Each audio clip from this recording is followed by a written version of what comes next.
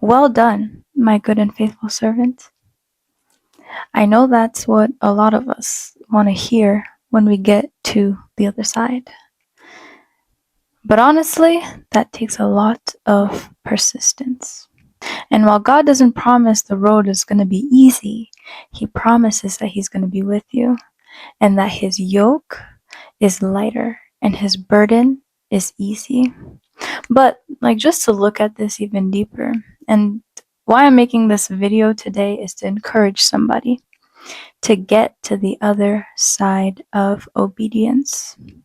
Get to the other side. I'm telling you because it's worth it. That is the phrase that we want to hear when we get to heaven. But what about when we're even here right now? God has promises and blessings for us now. He wants to give you things now. He wants you to experience His glory, His goodness now. So He has things for you. But He asks that you get to the other side of obedience to obtain those things. And what I've come to realize is that God is truly a faithful God.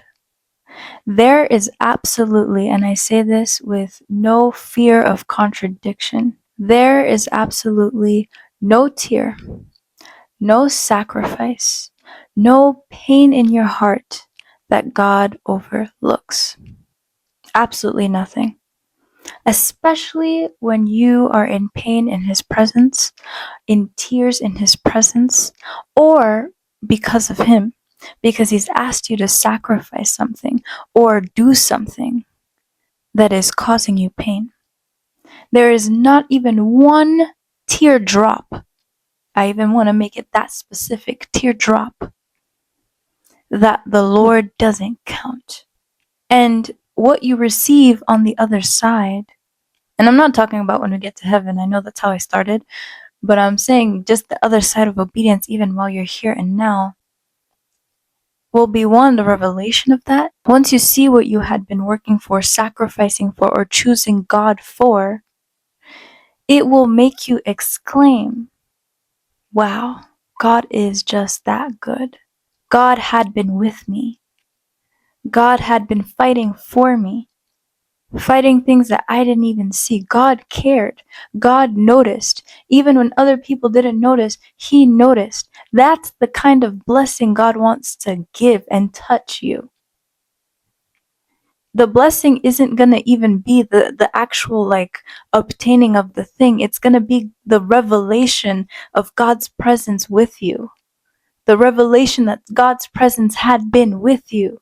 The blessing that comes out of it is like the you can say like the byproduct. It's not even the main thing. That was the goal that God used to make you run the race or make you move. But you realize that goal, that thing that you were working towards, wasn't even the blessing itself. It was actually God's presence that was with you the whole time. So you had already been walking in the blessing. It's just that the manifestation ends up being your moment of awareness. But imagine if you can walk in that moment of awareness even right now. Let it not be that the manifestation of the blessing is what makes you realize the goodness of God. Let it be that God being good is what makes you realize the goodness of God. Let it be God being with you right here, right now, make you realize the goodness of God. Let that be the byproduct.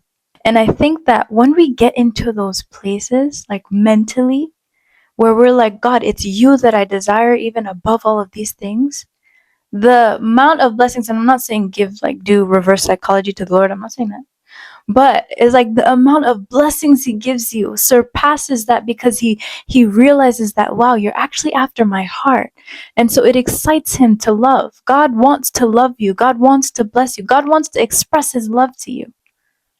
But imagine when you've excited Him to do that, because you are in that place. I think of, for example, King Solomon. When God had asked him, what are the desires of your heart? I'll give you anything. And what King Solomon says is that I want a heart to be able to judge your people.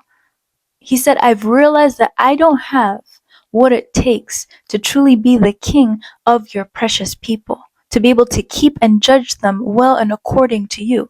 So what I want is a heart to be able to judge them.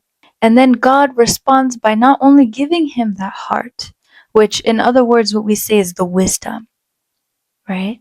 God not only responds by giving him wisdom, but even riches and plenty above that, because King Solomon had a certain revelation of the depth of God's presence. So I just wanted to encourage somebody that right now it might be a struggle to be obedient, or it might be a struggle to even sacrifice unto the Lord. But rest assured that God is counting your tears. There's not even one thing that you can do, not even one pain that you can have, that the Lord will have it go in vain.